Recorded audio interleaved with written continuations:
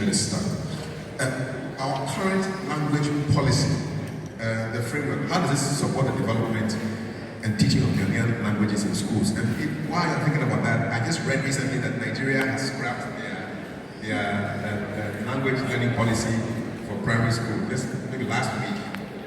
Just your thoughts on that, and then our current framework. Thank you very much.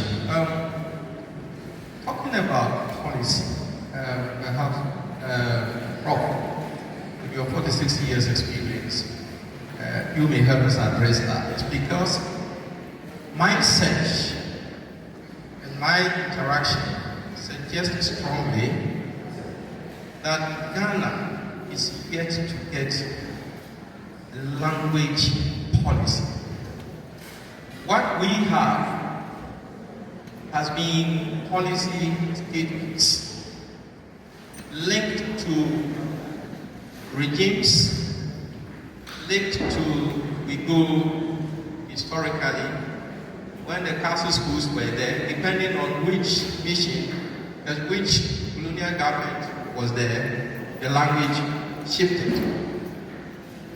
When the missionaries came, it shifted again. We have the Wesleyans who adopted an English-only policy. The Presbyterians and the Basel adopted a Ghana language policy to the extent that Bibles were translated at that time into various Ghanaian languages, Ghana, Akan, and all those things. Coming forward, we find that post-independence, our policy statement practices have been hovering between English only in our schools, 1 year English, 3-year English at the beginning, with the latest coming up into 2007, where attempt was made to map out languages, where we had 11 languages. Later on, Rudy was added, we have 12. But as to language teaching, it's been on and off.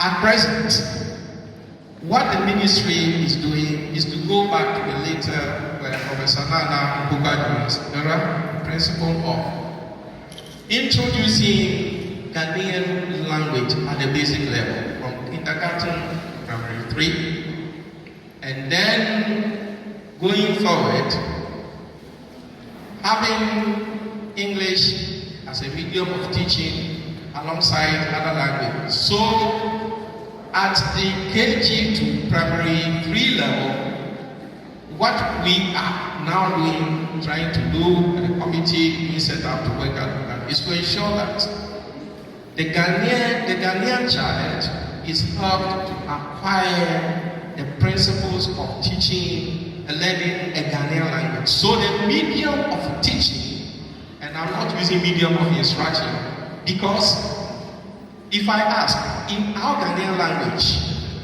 if we say to instruct, basically you are talking about command, you are talking about direction, you're talking about top down.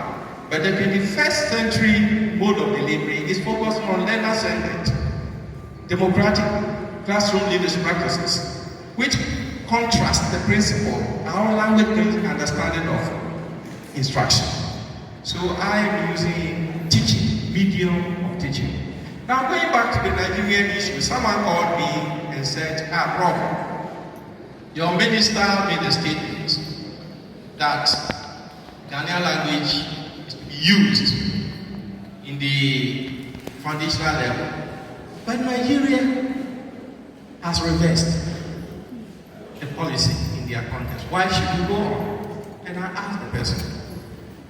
I listened to some of the reasons. The reasons was that it was not, the policy was not impacting positively on examination results.